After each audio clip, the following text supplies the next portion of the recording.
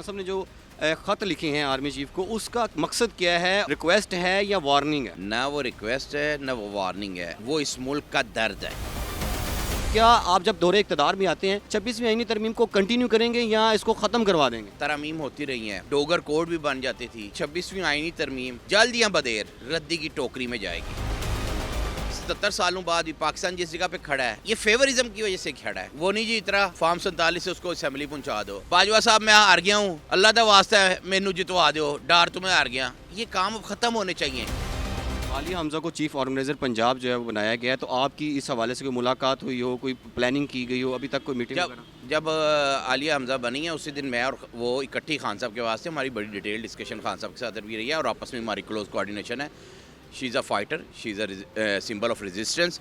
जिस तरह उन्होंने जेल काटी है, जिस तरह उन्होंने फसाई हुकूमत का मुकाबला किया है, वो एक आयरन लेडी है और बहुत अच्छा खान साहब का डिसीजन था और हम उनको पूरी तरह सपोर्ट करते हैं। खान साहब का कोई पैगाम जो आप आवाम तक पहुँचाना चाहें? खान साहब कितने पुरज़म हैं?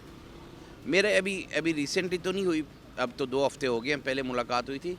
खान साहब तो डटे हुए हैं, खान साहब तो बिल्कुल अपनी पूरी आबोताब के साथ खड़े हैं। ना कोई वो ढील मांग रहे हैं ना कोई डील मांग रहे हैं, वो सिर्फ इंसाफ मांग रहे हैं। 26वीं आईनी तरमीम के खिलाफ आप पीटीआई जो है वो प्रोटेस्ट भी किए आप लोगों ने, लॉयर्स ने, लेकिन उस पर तो अमल दरामद भी शुरू हो गया।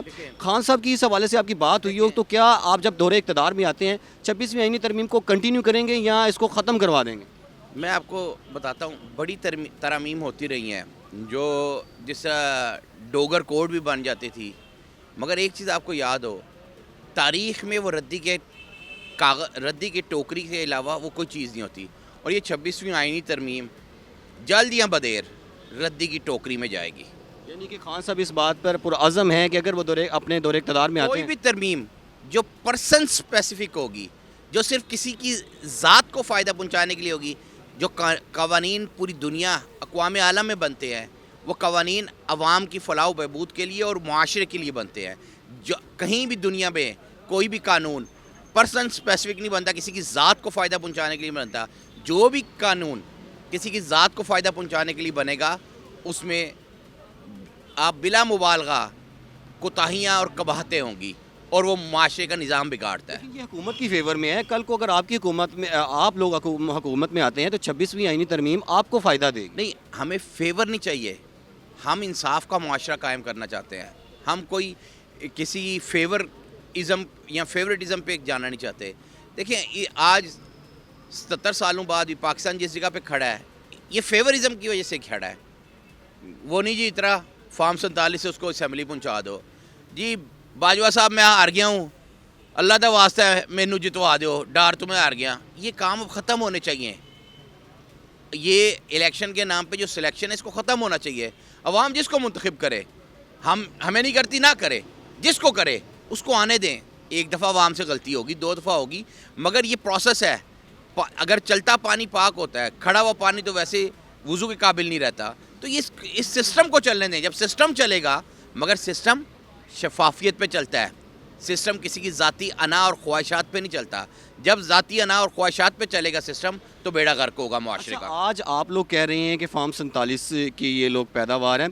2018 के जो इलेक्शन थे, जब खान साहब की हुकूमत बनाई गई थी, तब इन लोगों ने भी ये इल्ज़ामात लगाए थे, तो क्या उस वक्त भी आपको हुकूमत दी गई थी? देखिए, आप बड़ी अच्छी आपने बात की है। हम तो उस वक्त भी कह रहे थे जो सा मर्जी हल्का खुलवा लें, इलेक्शन ऑडिट कर लें। मैं ये समझता हूँ कि 2018 में भी रिगिंग हुई थी, मगर पाकिस्तान तहरीक इंसाफ के ख़िलाफ़ हुई थी कि क्लियर कट मेजॉरिटी ना मिलती। आप मुझे बताएं अहमद चट्ठा किस तरह हराया गया था? आप मुझे बताएं उस वक्त अमीन असलम 500 से हराया गया था? आप मुझे बताएं ये जो आपका उस्मान डार है, ये किस तरह हराया गया था?